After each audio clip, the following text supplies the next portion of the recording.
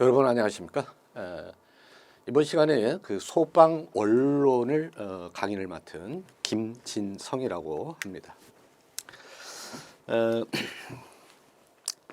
제 이름은 이제 김진성인데요. 좀 강의 경력을 조금 말씀드리면 여기서 뭐 현장 강의 경력만을 얘기하도록 하겠습니다. 현장에서. 그래서 이제 90년대에는 이제 그 미동 소방기술학원, 여러분 현재는 영등포에 소재하고 있는데요. 당시에는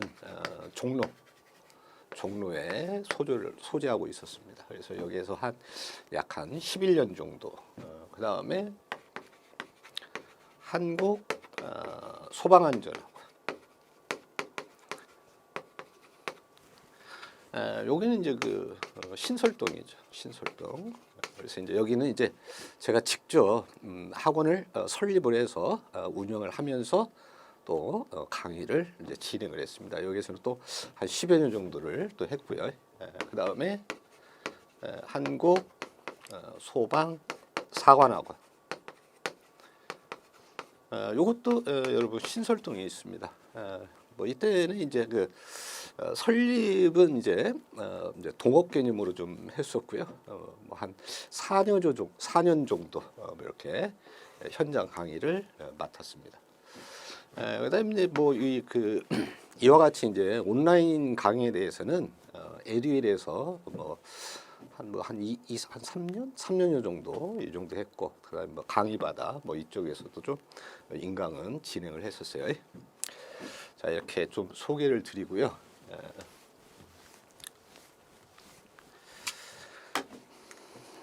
자, 우리가 여기에서 이제 과목 총 그 4과목을 1차에서 요 필기 과목에서는 평가를 해요. 근데 이제 이 공통 분야라고 하는 거는 우리가 이 자격증이 기계 분야가 있고 전기 분야가 있거든요. 그런데 이제 거기에 이 소방 원론과 그다음에 소방 관계법규가 공통적으로 평가를 하는 그런 1차 필기 과목에 해당이 됩니다. 자, 그래서 이제 이 그 소방 원론을 이제 어떠한 것들을 여기서 다루고 있는가 이렇게 보시면 이제 첫 번째는 연소라는 걸 하게 돼요. 연소. 그래서 연소론입니다. 연소. 그래서 이제 뭐 이 연은 뭐 탈연자예요. 탈연자. 그다음에 사라질 수 없다는데 뭐 이렇게 불에 타서 뭐 사라지는. 그래서 이 불과 관련된 것을 주로 다루는 그러한 이제 이론적인 것이다. 이렇게 보시면 되고. 그다음에 이제 연소를 했으니까 이게 이제 우리가 이제 좀 이렇게 유익한 연소도 있는데 이제 화재라고 하는 것은 유익하지 않는 그런 이제 연소예요. 이제 그때는 불을 꺼야 되겠죠. 그래서 이제 소화론이라는 게 있습니다. 소화, 불을 끄는 거죠. 그래서 이제 이 소화의 원리라든가 그다음에 소화 약제 뭐 이러한 것들을 이제 주로 다루고 있고, 그다음에 이제 세 번째는 화재론이에요. 화재. 그래서 이제 우리는 이 소방에서 말하는 불은 이거거든요. 화재. 그래서 이제 뭐 해로운 불이다. 뭐 이렇게 생각하시면 되죠. 그래서 이 해로운 불의 종류라든가 상태, 성질 그게 굉장히 다양하게 있습니다. 그래서 그러한 것들을 다루는 것이다. 이렇게 보시면 되고, 네 번째는 이헌물에 대한. 그래서 이제 이 이헌물이니까 요거는 이제 매우 위험한 그런 물질들이죠. 그래서 별도로 이헌물에 대한 어떤 안전 관리라든가 그다음에 이연물에서의 나타나는 여러 가지 어떤 성질과 상태 뭐 이러한 것들을 좀 원론 분야에서 다루고 있다. 이렇게 보시면 되겠고, 다섯 번째는 건축 방제입니다. 건축 방제. 대부분의 대부분의 그 이 불을 다루고 있는 곳들이 이렇게 사람이 활동을 하고 있는 건축물이에요. 건축물. 그래서 이 건축물에서도 내부에서의 어떤 화재가 발생을 했을 때, 그래서 이 건축물 화재 같은 것도 이 화재론 쪽에 조금 관련성이 많은 부분이에요. 그런데 이제 여기에 방제다 그러니까 뭐 이제 피난이라든가, 응? 피난이라든가, 그다음에 또 뭐 안전구역이라든가 뭐 등등 뭐 이러한 것들을 좀 이 소방대가 현장에 도착할 때까지 건축물 내부에서의 조금 직접적인 건 아니지만 디펜스적인 간접적으로 이렇게 건축물 내부에 방제를 하도록 이렇게 되어 있어요. 그래서 뭐 이렇게 총 큰 덩어리는 이렇게 한 5가지 정도를 평가를 한다 이렇게 보시면 되겠습니다. 시험은 좀 골고루 나오게 되는데요. 아무래도 이제 가장 좀 출제가 많은 것들이 이제 이런 연소론이라든가, 그죠? 그다음에 뭐 소화론, 그다음에 뭐 이현물, 뭐 이런 것들이, 그래서 한 4개 정도에서 이렇게 좀 주도적으로 출제를 좀 다양성 있게 하고 있다 이렇게 보시면 되고, 우리가 이제 그 평가를 할 때는 이 1차 필기 과목이 있어요.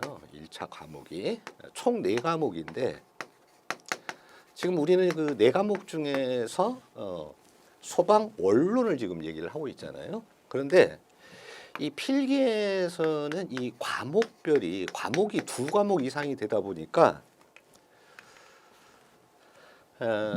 합격자 결정을 어떻게 하느냐, 이 과목별로 40점을 미달을 하면 미달 과목이 한 과목이라도 나오게 되면 불합격 처리가 돼요.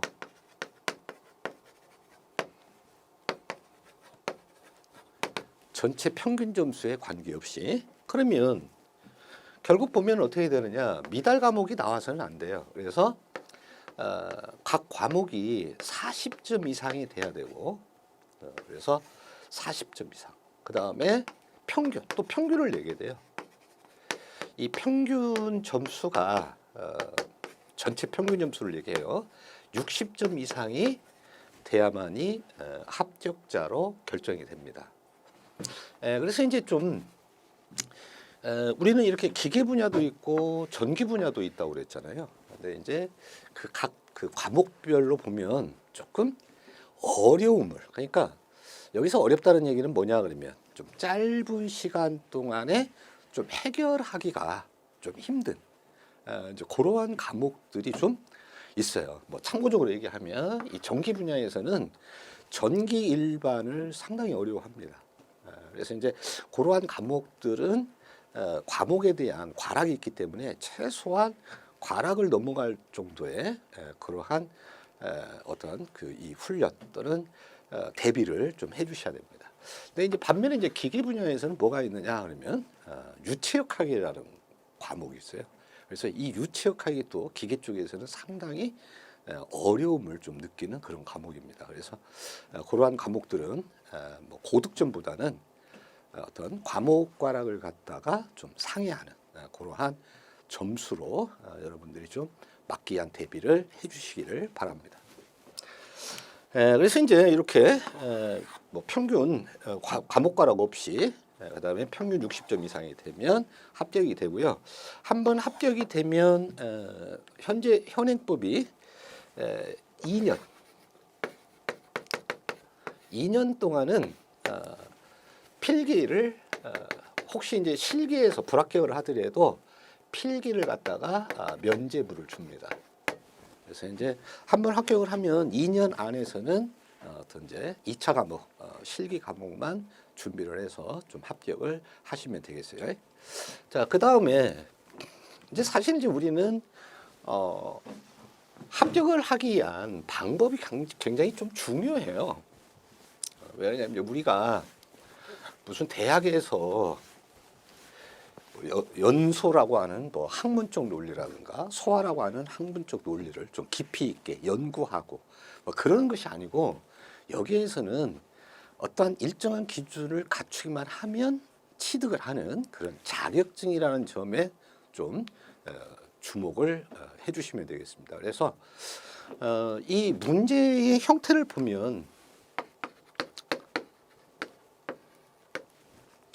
뭐 이제 문제라고 하는 것은 이제 출제를 할 때 여러 가지 그 유형의 문제를 좀 이제 출제를 할 수는 있어요. 그런데 이 문제가 여기서 중요한 점은 그거예요. 기출 문제 중심이라는 거예요.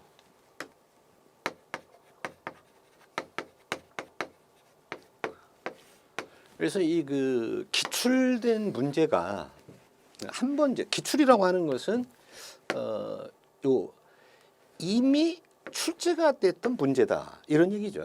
그러니까 여러분들이 이 그 시험을 보러 가기 이전에 전에 출제가 됐던 그런 문제들입니다. 이러한 것들은 향후에 이거를 이렇게 버리는 것보다 전체를 다 버리진 않아요. 그래서 이거를 계속 순환을 해가면서 사용을 합니다. 그래서 그거를 이제 뭐라고 얘기하느냐 그러면 문제를 갖다가 문제은행식 출제예요. 출제 방식이에요. 뭐 은행이란 거 알죠? 뱅킹. 그러니까 문제를 갖다가 이렇게 뱅킹을 했다가 거기에서 이렇게 치출을 해가지고 출제를 하는 이런 방식입니다. 그래서 어떤 문제들은 현장에서 풀기가 굉장히 어려울 수가 있어요. 뭐 이런 것들은 소위 말해서 답이 변하지도 않을 뿐만 아니라 1, 2, 3, 4도 변하지가 않아요. 그래서 그런 것들은 그냥 답을 암기하시면 돼요. 암기하시고 이제 결론을 얘기하면 뭐냐 그러면 합격을 하고 나중에 가서 이제 여러분들이 이제 여기에서는 이제 우리가 이렇게 기사나 산업 기사를 얘기하잖아요. 근데 이제 이것보다 이제 높은 그 등급의 자격증이 뭐가 있느냐 그러면 기술사가 있어요. 기술사. 이제 이런 거를 공부하실 때는 진짜 학문적 가치를 깊이 이해하고 그거를 갖다가 논리적으로 기술할 수 있는 그런 능력을 진짜 함양을 해야 됩니다.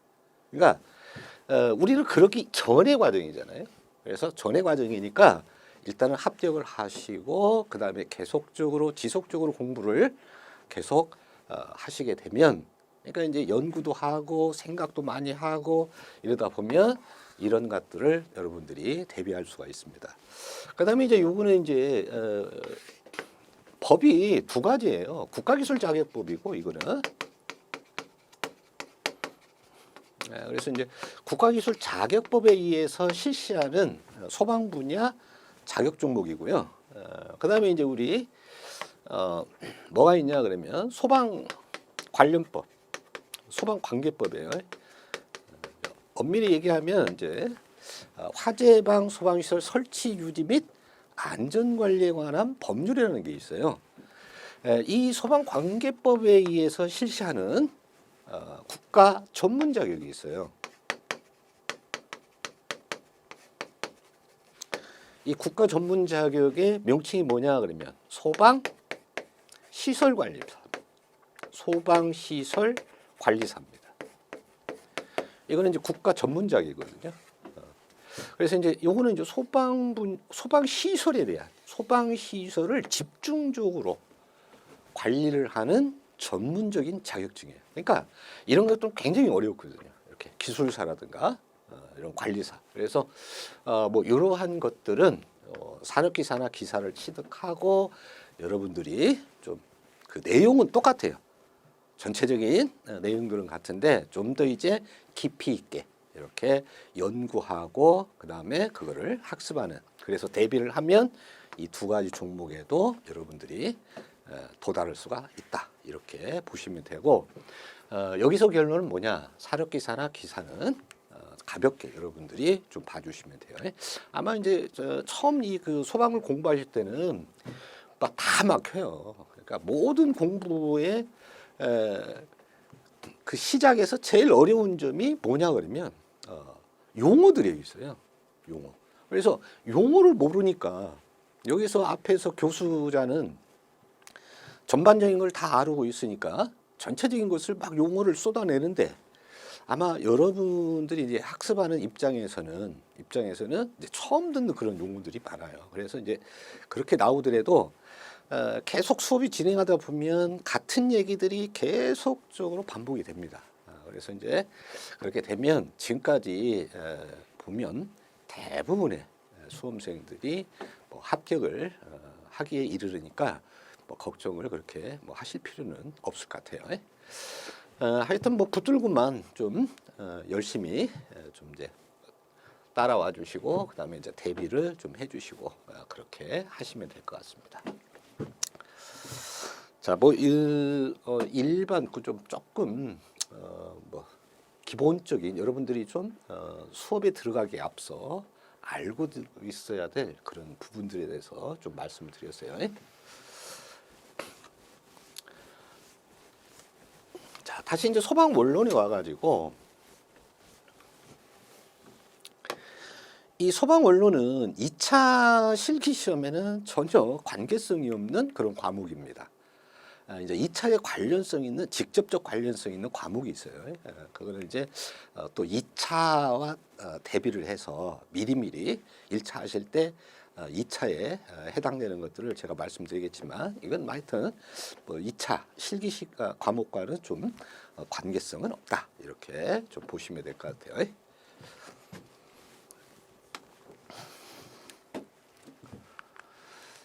자, 우리 자, 소방 원론 첫 번째 차트가 바로 이제 연소론이에요.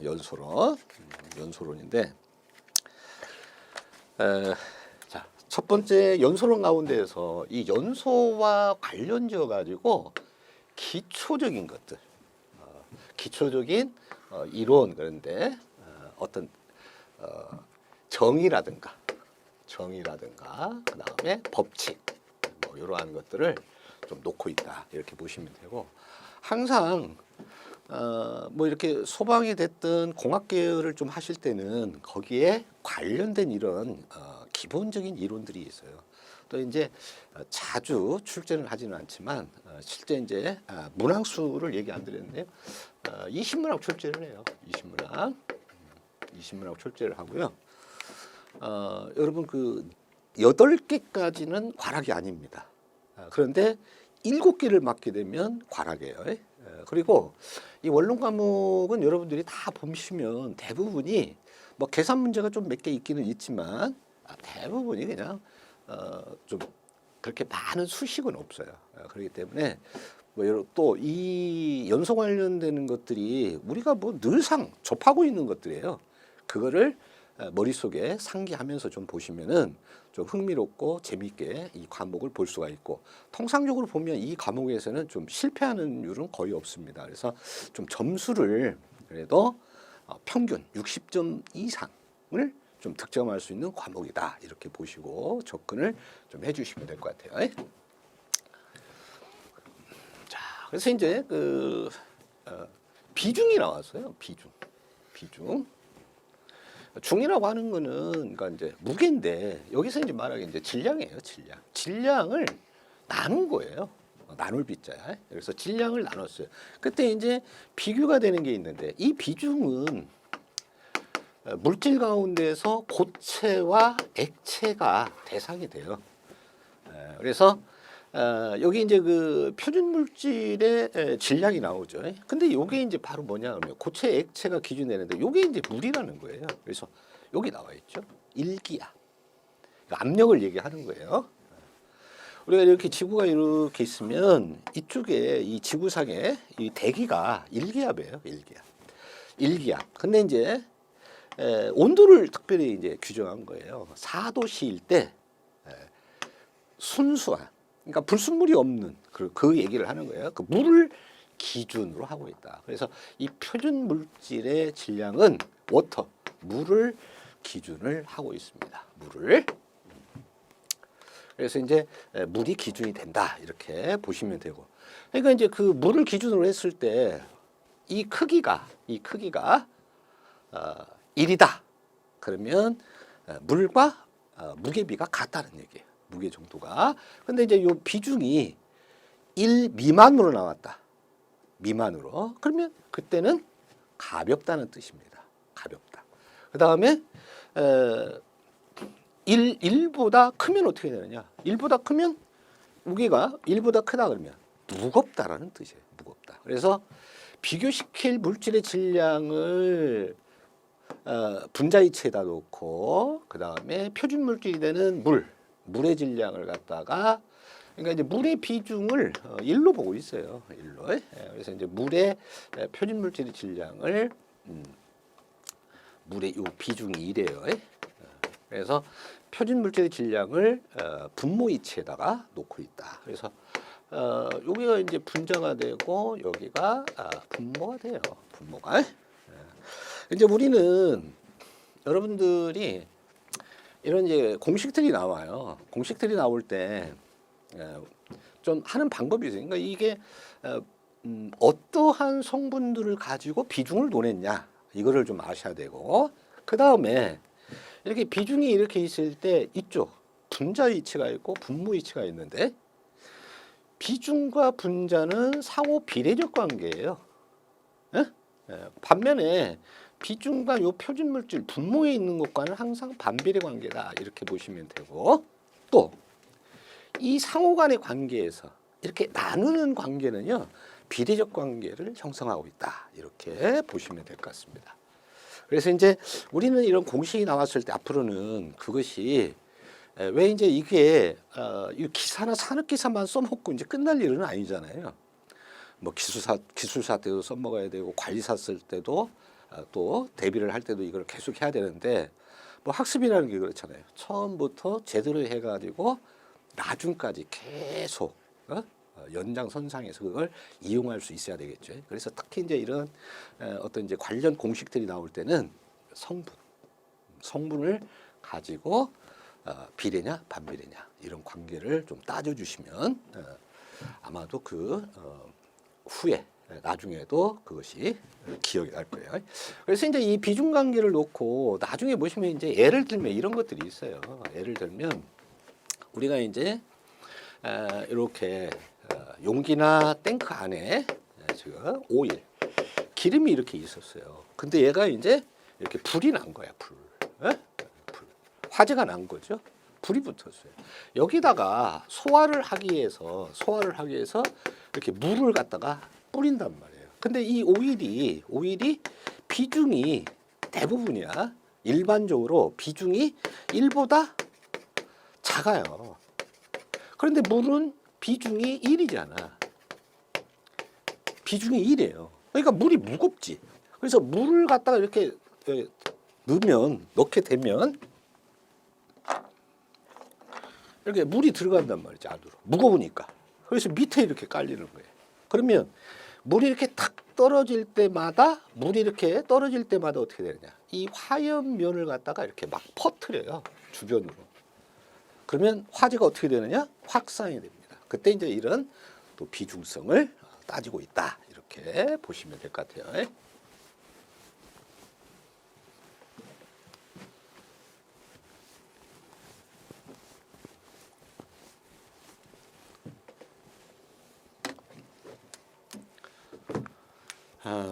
그래서 이제 그 참고적인 그런 얘기가 나와 있어요. 그래서 이제 이 사료이온물이 아까 얘기했던 대부분 비중이 1보다 작습니다. 물론 이제 이황화탄소는 무거워요. 그런데 대부분 인화성 액체 사료이온물은 가볍기 때문에 물을 갖다가 하면 반응성은 없어요. 화학적인 반응은 하지 않습니다.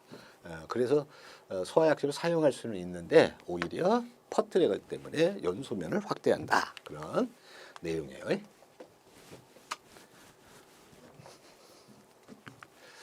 자, 이번에도 여러분 비중이에요. 비중. 그러니까 바로 전에는 고체 액체에 대한 비중을 했어요. 근데 여기서는 뭐냐? 증기.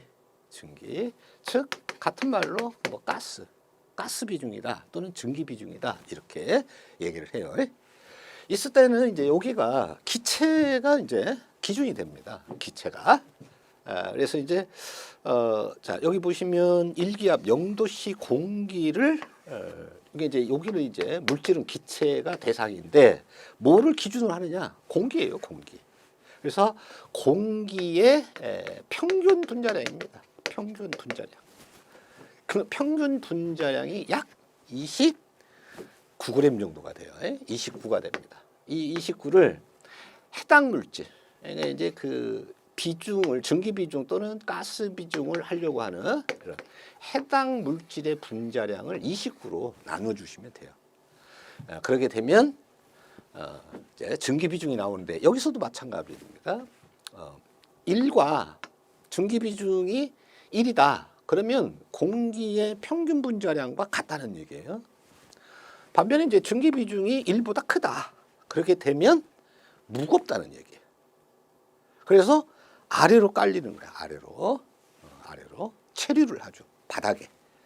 반면에 이제 이 증기 비중이 1보다 작다. 이러면은 이제 가벼운 거예요. 가벼우니까 이렇게 천장 부분에 누출이 됐을 때 이런 천장 부분 쪽으로 체류할 수가 있어요.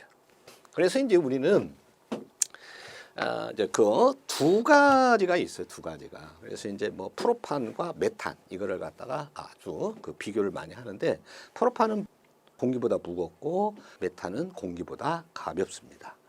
프로판이나 부탄은 공기보다 무겁고 그거를 이렇게 나누시면 돼요. 그 다음에 여기 있는 거는 지금 뭔 얘기냐 그러면 공기 평균 분자량이 자 공기에는 공기가 이렇게 공기가 있다 그러면 이 공기는 혼합기체예요. 혼합기체. 그래서 혼합물이에요. 혼합물. 그래서 이제 질소가 이제 대부분이고 그 다음에 일부의 산소가 있고 그 다음에 이제 뭐 아르곤, 알곤 해도 되고 아르곤. 그 다음에 미미하지만 이산화탄소. 뭐 이러한 것들로 이렇게 혼합물로 되어 있는 것이 바로 공기입니다. 그래서 여기 보시면 질소가 한 78%, 그다음에 산소가 21%, 그다음에 아르곤이 0.93, 그다음에 이산화탄소가 그 밖에 해서 이제 뭐 아르곤과 이산화탄소, 뭐 수증기 이런 거 다 합해가지고 0.93 정도 된다 이렇게 보시면 돼요. 그래서 이제 실질적으로 요 부분을 가지고도 또 이렇게 출제를 할 수 있어요. 요 부분. 이 그 연소 불에 탈 때는 이 산소의 아주 역할이 중요하거든요. 산소 역할이. 그래서 이제 이런 것들을 이렇게 출제할 때가 있는데 그거 그냥 또 요령이 좀 있어요. 뭐 계산 뭐 굳이 할 필요 없고 하여튼 21% 내외에 있다 이렇게 보시면 됩니다. 뭐 조금 작을 수도 있고 약간 클 수도 있고 뭐 이렇게 보시면 돼요.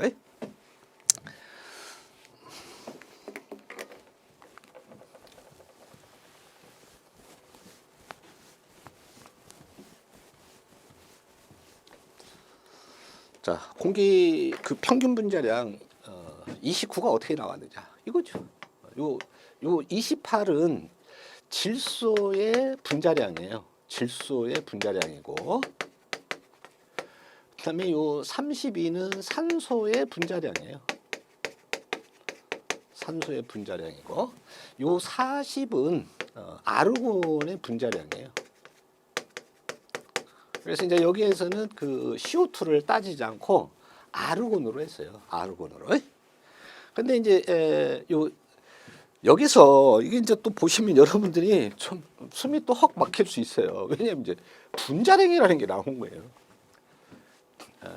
이제 물질의 어떤 이게 단위체를 이렇게 계속 나누다 보면 물질이 있어요. 뭐 고체나 액체, 기체가 있어요. 그 안을 딱 작게 보니까 뭐가 있느냐? 분자가 있는 거예요.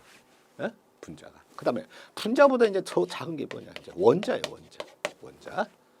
그래서 이제 또 여기에는 이제 원자량들이 있죠. 또 이제 원자는 또 어떻게 돼 있나 그랬더니 양성자와 전자와 중성자로 이루어졌더라. 또 원자는 그렇게 이제 또 얘기를 하는 거예요. 이렇게 양성자, 외곽에는 이제 전자, 그 다음에 이제 중성자, 뭐 이렇게 또 돼 있거든요. 이때 이제 우리는 여러분들이 이제 그 화학 쪽을 일반적인 화학 쪽을 가게 되면 그 원소 주기율표라는 게 나와요. 원소 주기율표. 그 원소 주기율표에서 이 원자량을 정하고 있어요. 원자량. 그래서 이제 좀 대표적인 원자량들은 여러분들이 암기를 좀 해주시는 것이 좋습니다. 그래서 많이 접하다 보면 좀 암기가 돼요. 암기가 되는데 일단 질소의 질소 이렇게 하는데 N이라고도 이렇게 쓰고요. 이 질소 N의 원자량은 얼마냐 그러면 14예요. 14. 그 다음에 산소가 나오잖아요.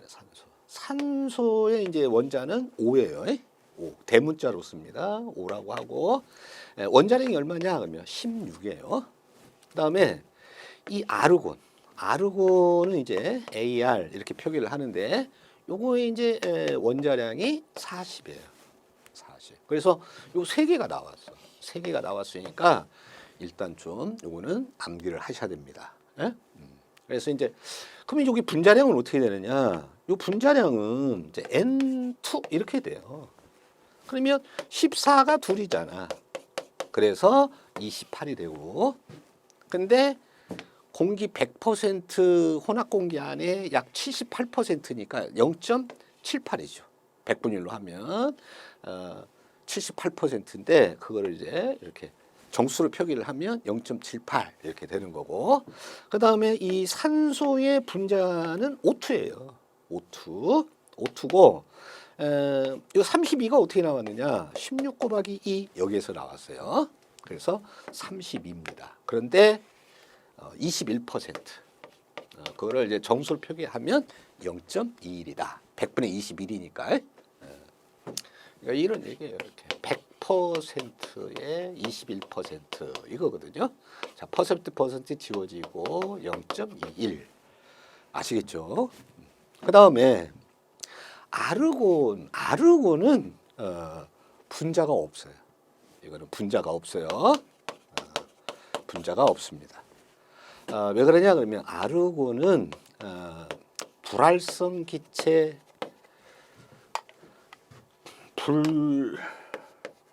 불활성 기체 이렇게 얘기를 하는데 이제 영족원소예요. 영족원소고 이거는 이온가 플러스 마이너스가 없어요. 그래서 이제 우리가 이거를 뭐라고 하느냐 그러면 이렇게 보시면 돼요. 불이라고 하는 거는 아니다라는 뜻이야. 아니다. 뭐가 아니냐? 활성이 아니다. 그러니까 활성이 없다는 얘기예요. 활성은 뭐냐? 반응을 얘기해요. 반응. 그러니까 어떤 그러니까 반응물에서 반응을 해야 되는데 화학적으로 반응을 해야 되는데 반응이 없어요. 반응을 안 해. 이렇게 반응을 안 하는 이런 불활성 기체들은 나중에 보시면 소화약제로 쓸 수 있어요. 전혀 화학적인 반응이 없으니까 이거를 활성화가 없다. 활성이 없다. 이렇게 얘기해요. 그러니까 이 불활성이라는 얘기는 활성이 없다. 아니다라는 게 없다는 뜻이죠. 활성이 없다. 이런 얘기예요. 그래서 나중에 보시면 소화약제로 쓸 수가 있어요. 그래서 이제 대표적인 이 아르곤이 또 소화약제로 들어가기도 합니다. 그래서 하여튼 이 아르곤은 분자가 없다라는 거. 그래서 이게 이제 이 아르곤을 여기다가 이렇게 40에다가 0.01 이렇게 하면 28.96이 나와요. 그런데 이 아르곤과 달리 CO2, 이 CO2라고 하는 분자가 있어요. 자, 이거 많이 나옵니다. 이게 뭐냐 그러면 약재로 쓰는 이산화탄소인데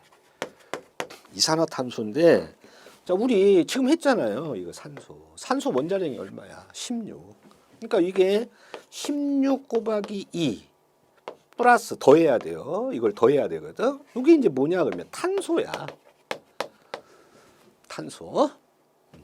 그래서 이 탄소의 원자량은 얼마냐 그러면 12예요. 탄소의 원자량이 12. 자, 탄소 원자량 암기해 주셔야 되겠죠. 12입니다. 그러면 요 합이 얼마냐 그러면 44가 나와요. 그렇죠? 그러니까 1%가 만약에 아르곤이 아니고 이산화탄소로 했다 그러면 이게 약간 어떻게 되겠습니까? 이게 크니까 약간 올라가죠. 그게 약 얼마예요? 29내가 나온다. 이렇게 보시면 돼요. 그러니까 공기 평균 분자량은 이렇게 아르곤으로 했을 때 또는 뭐요? 탄소로 했을 때 약간 미세한 차이는 있지만 29 내외로 이게 있다라는 얘기예요. 아시겠죠? 그렇게 해서 이거는 객관식이니까 1, 2, 3, 4를 탁 그냥 문제는 그냥 풀 때 찍는 거예요. 그냥. 예? 자, 지금까지 이렇게 설명을 했는데 실제 문제를 풀 때 이러고 있으면 되겠습니까? 그건 안 되겠죠. 이거는 이제 우리가 대비를 할 때 그렇게 하는 거죠. 그래서 공기 평균 분자량이 그렇게 나왔다.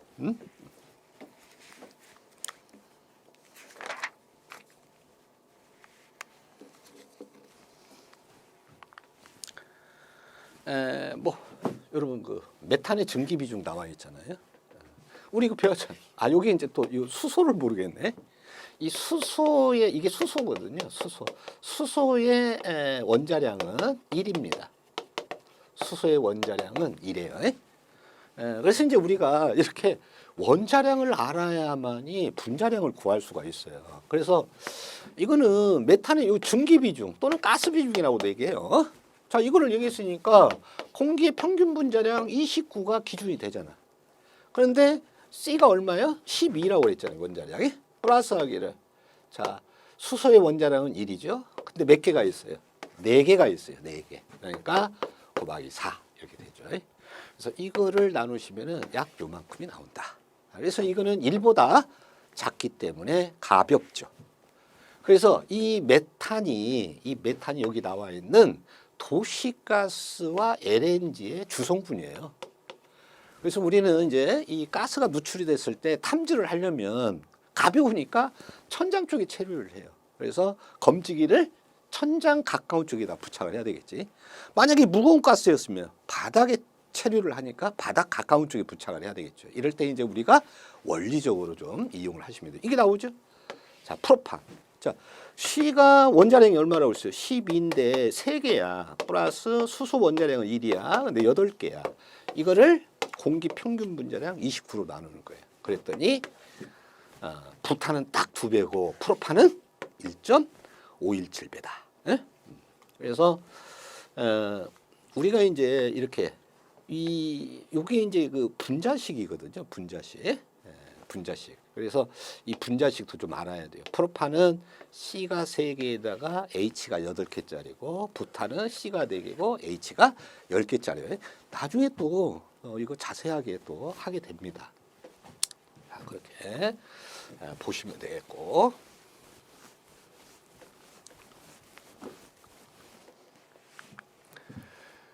확인해지 나와 있죠. 자, 질소가 79.2예요.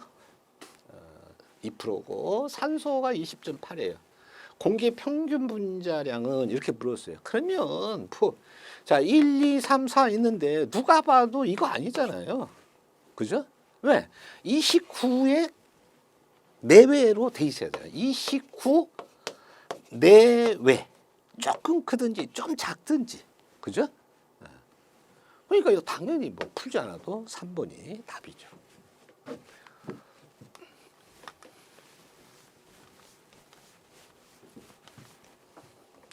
이제 여러분들이 앞으로 이제 이 자격증 시험 공부를 하실 때 이제 뭐가 이제 계산기가 필요해요. 계산기. 그런데 일반 계산기가 아니고 여러분들 공학 계산기를 쓸 수 있도록 허용을 하고 있어요. 크게 2가지 종류가 있어요. 샤프가 있고 카쇼가 있어요. 카쇼. 이렇게 두 가지가 있는데 저는 좀 선호하기를 샤프를 좀 선호하지 않고 카쇼를 좀 선호를 해요. 근데 또 이 공학 계산기가 요즘에 나오는 공학 계산기가 이렇게 이제 가격에 따라서 좀 이게 달라지지만 너무 컴퓨터 수준에 근접한 이런 계산기들은 사용이 불허가 됩니다. 예? 그래서 너무 또 비싼 걸 쓰면 안 돼요. 한 15,000원 내외 쪽에서 아마 구입을 하시면은 뭐 특별히 시험 볼 때 아마 그 사용하는데 문제가 없을 거예요. 근데 뭐 이제 10만 원 정도 단위로 막 이렇게 주기 시작한다 그러면은 그러니까 가격이 올라갈수록 거의 컴퓨터화가 되거든요. 그런 것들은 사용을 못 하도록 이렇게 하고 있습니다.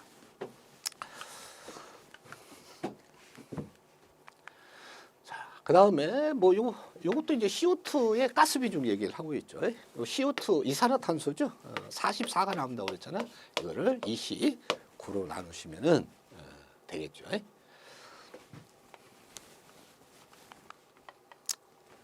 그래서 나누니까 1.517. 근데 이제 여러분들이 이제 실제는 이렇게 이제 뭐 이렇게 세 자리가 나올 수가 있어요. 그런데 어떤 경우에는 막 이렇게 1.52 이렇게 나오는 경우도 있고 또는 뭐 1.5까지만 이렇게 나오는 경우도 있고 막 그래요. 그런 것들을 여러분들이 좀 가감해서 그냥 보시면 됩니다. 자, 세 번째는 이제 증기라고 하는 건 뭐죠? 이제 기체 이제 오를 증자잖아.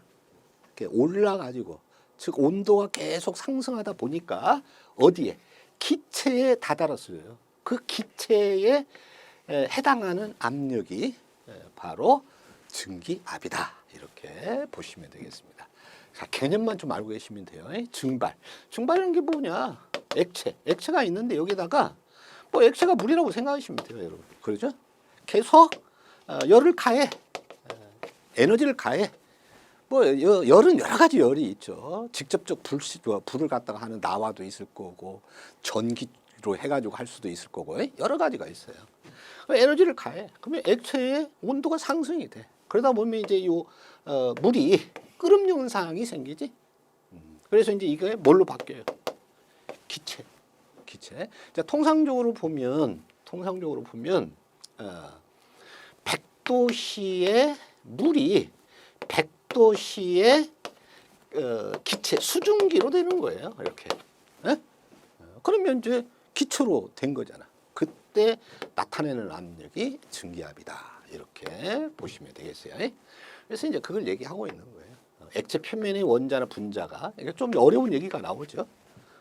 이런 분자가 끓는 점이 나오잖아요. 끓어야 되잖아. 그래야 기체가 되죠. 끓는 점 미만에서 기체화가 되는 그런 현상이다. 그래서 이제 요 100도씨 이상이 돼버리면 이제 끓음 현상이 계속 돼버리니까. 그래서 이제 그런 이제 증발 그걸 이렇게 얘기를 하고 뭐 증발을 다른 말로 이렇게 기화라고 표현하기도 해요. 기화 뭐 이렇게.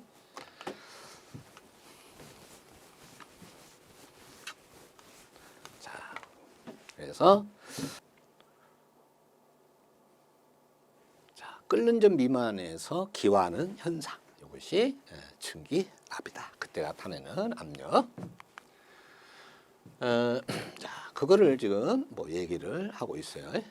그래서 이제 이 증기압이라고 하는 것이 이렇게 온도에 따라서 변화를 한다는 얘기예요. 그래서 이제 액체 연료들이 있는데 이때 이 이염성 이염성이 있냐 없냐, 이염하냐 이염하지 않냐, 이거의 평가의 척도가 된다. 이렇게 보시면 되겠어요.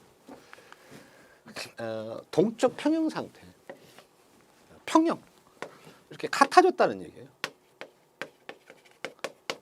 네? 그래서 이제 여기 보시면 액체나 또는 고체 상태의 물질이 있었어요. 이것이 표면에서 이렇게 기체 상태로 증발을 해.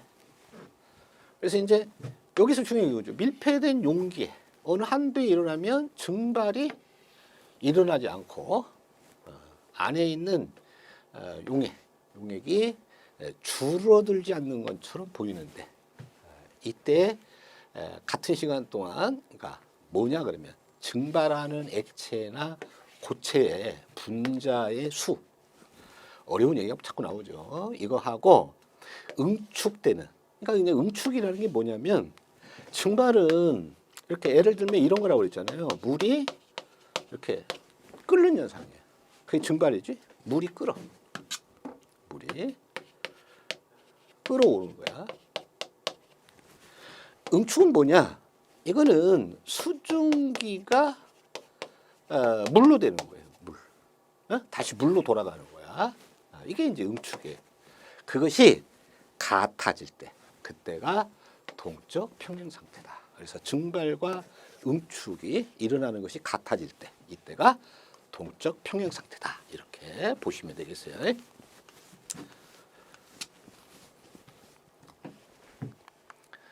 자, 포화 증기야. 모자라면 불포화라고 얘기를 하고요. 많으면 과포화라고 이렇게 얘기를 합니다. 근데 포화다. 많지도 않고 작지도 않고 딱 맞았다는 얘기입니다. 그때 증기가 나타내는 압력. 이것이 포화 증기압이에요. 이제 뭐 이런적으로 이렇게 이제 개방이 돼 있으면 안 된다 그 말이야. 개방돼 있는 게 아니고 열려져 있는 게 아니고 폐쇄, 닫혀 있는 상태. 폐쇄라고 하는 건 이렇게 닫혀 있는 걸 얘기하는 거야. 이렇게 닫혀 있는 공간에서 여기 보시면 이제 기체 분자수가 늘어난다는 얘기는 여기서 이제 충돌이 나오는데 이게 좀 어려운 얘기인데요. 이게 화학 반응에서 얘기하는 거예요. 충돌 이론이라는 게 있어요. 그래서 이제 이 충돌이 이제 많아지면 위험해지는 거예요. 그게. 그래서 이제 예를 들면 이렇게 압력이 높을수록 충돌의 수가 증가합니다. 온도가 상승될수록 충돌의 수가 증가를 해요. 그래서 이제 우리가 아직은 나오진 않았지만 온도, 압력, 농도 이런 것들이 상당히 그 용어들이 중요해요. 연소에서는 관련 이론에서. 그래서 이제 충돌을 해서 뭘로? 그 기체가 이제 액체 상태로 되돌아가는 이제 확률이 높아지고, 그다음에 증발과 액화가 같은 속도로 일어나면 뭐라고 그랬어요? 동적 평형 상태라고 그랬죠. 이런 평형 상태에 도달하게 되는데 이 평형 중요한 게 이거죠. 평형 상태에서의 증기 압력이 뭐냐? 포화 증기 압력이다. 모자라지도 않았고 과하지도 않았고 많지도 않았고 딱 맞았을 때. 그래서 평형 상태에서의 증기압.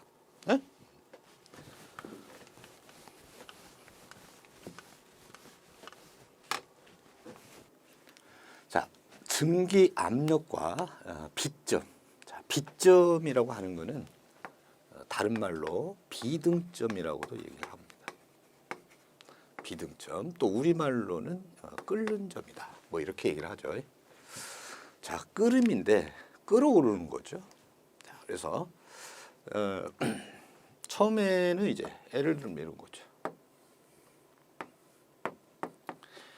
이 안에 이렇게 이제 물을 채워가지고 연소기에서 이렇게 열을 가하기 시작합니다.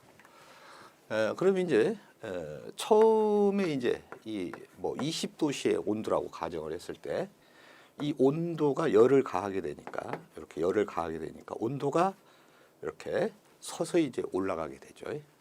자, 올라가다가 이 외부에 있는 외부 압력, 자, 바깥쪽에 있는 외부 압력이죠. 통상적으로 보면 이 외부 압력은 대기압이다 이렇게 보시면 되겠어요. 자, 그 다음에 요 내부에 있는 요 증기 압력. 그러니까 이제 증기가 됐다는 얘기는 물이면 수증기가 됐다는 얘기죠. 즉 다시 말해서 100도씨에서 자, 그 도달했을 때의 그 압력이죠. 그 100도씨에 도달한 그 압력이 바로 외부 압력의 이 대기압과 같아진 증기 압력이 이렇게 같아졌을 때 이때 끓어오르는 현상이 나타난다 이런 얘기죠. 그 얘기를 하고 있는 거예요. 그래서 자 처음에 예를 들어서 요 액체를 물이라고 가정을 했을 때 20도씨의 물을 열을 가해 가지고 온도를 점점 이렇게 높였더니 어느 순간 이렇게 증기의 압력이 외부에 있는 압력과 같아지게 됐죠. 이렇게 되면 내부에서 이 안에서 기화, 그래서 상변화가 일어나는 거죠. 그러면서 이렇게 기포가 발생하는데 이런 것이 끓습니다. 자, 이때 끓기 시작할 때의 그 온도, 이 온도가 바로 비점, 비등점 또는 끓는 점이다. 이렇게 보시면 되겠어요. 그래서 이제 뭐 쉽게 얘기하면 외부 압력과 이 밀폐된 이 내부의 증기 압력이 같아질 때에 바로 끓어오르는 그런 현상이 생기고 그때 온도, 끓기 시작하는 온도를 비점, 비등점 또는 끓는 점이다. 이렇게 보시면 되겠어요.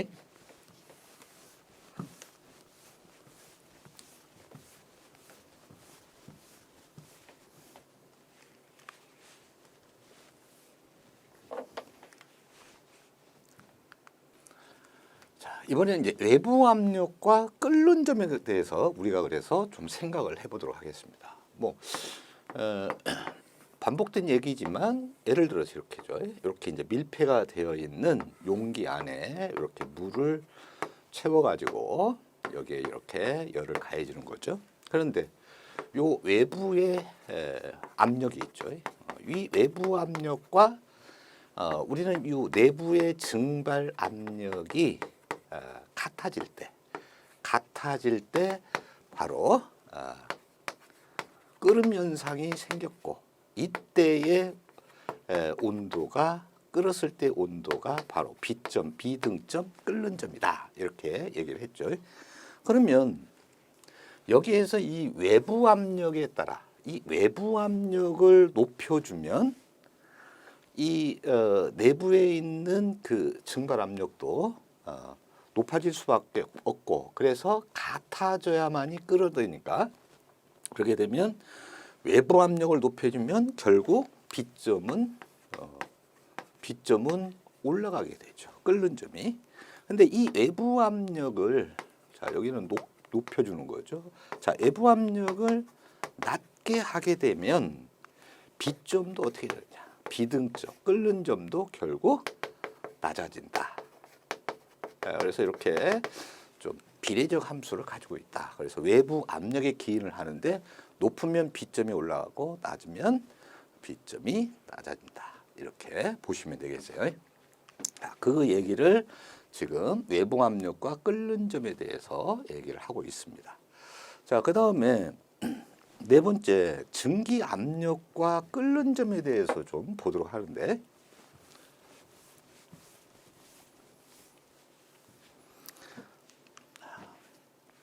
자, 우리는 이제 여기에서 요 부분에서 이렇게 자 압력의 조건은 똑같다고 한번 이렇게 봤어요. 그래서 그래프를 이렇게 보고 그래서 이제 이게 이제 압력이 되는데 여기에 밀리미터 Hg 수은주압으로 좀 나타내겠고요. 자, 이 수은주의 대기압은 760mm죠. 그래서 760mm Hg입니다. 자, 여기가 제로 0도씨가 되겠고요. 여기가 온도 도씨를 이렇게 놨다. 그래서 똑같은 이런 이제 대기압상에 있었을 때 어떤 물질은 자, 물과 한번 비교해 볼게요. 이 물인 경우에는 100도씨에서 이 대기압력이 내부 증기압력이 같아질 때의 온도가 100도씨죠. 그래서 100도씨에서 끓음 현상이 생겨요. 자, 그렇기 때문에 예를 들어서 물은 이와 같이 이렇게 해서 요 지점에서 100도씨가 되는 지점 1기압 760mm HG와 100도씨가 만나는 요 지점에서 끓었어요. 끓는 점이 형성이 됐다는 얘기는 자 100도씨의 비등점을 가졌다는 얘기는 내부 증기 압력과 요 외부의 압력이 같아졌을 때 그때의 온도가 지금 100도씨라는 거죠. 자 반면에 우리가 제4류 뭐가 있냐 그러면 디에틸 에테르라는 게 있어요. 디에틸 에테르. 아주 휘발성이 강한 제4류 이온물입니다. 특수인화물에 품명은 특수인화물로 되어 있어요. 이 특수인화물의 이 디에틸 에테르의 요 760mm HG 요게 이제 대기압이에요. 대기압의 압력을 갖는 그 끓을 때의 요 온도 비등점을 보면 약 34점 한 5, 6도씨 약 34도씨 정도라고 그래요. 요 정도가 돼요. 그러면 얘는 이러한 형태로 해서 이루어지겠죠. 그래서 이렇게 낮은 온도에서 끓어오르는 현상이 이렇게 생긴다는 얘기예요. 그러면 이유는 뭐냐? 이 디에틸 에테르가 물에 비해서 분자 인력이 인력이라고 하는 건 분자 간의 힘이라고 보시면 돼요. 이 분자 인력이 물에 비해 작다는 얘기예요. 작아요. 이렇게 작다 보니까 이렇게 끓어오르는 그러니까 이렇게 물에 비해서 작다 보니까 어떤 현상이 생기느냐? 끓는 점이 낮아져요. 이렇게 물에 비해서 작고 끓는 점이 그러니까 빛점이죠. 빛점이 물에 비해 낮다.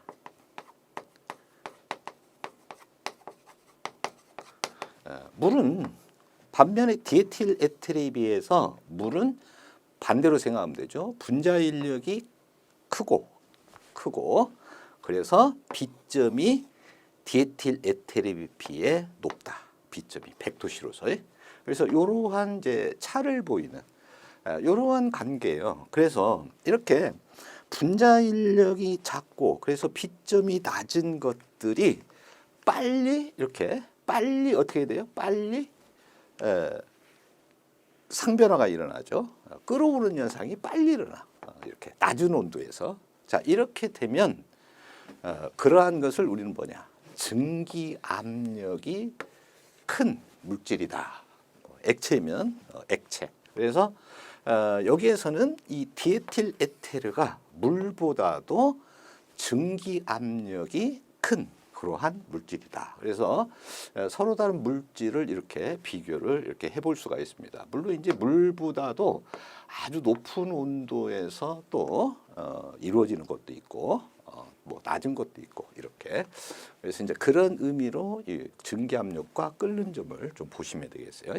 자, 그러면 우리가 이제 생각할 때 이염성을 한번 보자.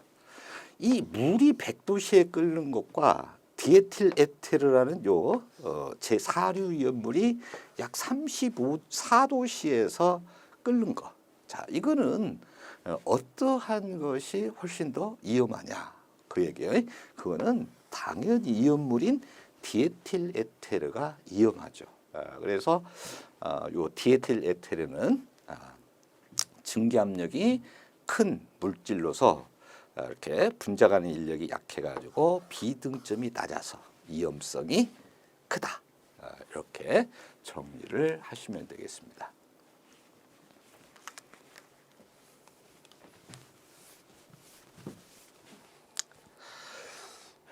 여러분 이번 시간에는 네 번째 여기까지 하시고 다음 시간에 열량, 열량이란 또 무엇인가 좀 보도록 하겠습니다. 이번 시간 수업 마치도록 하겠습니다. 수고하셨습니다.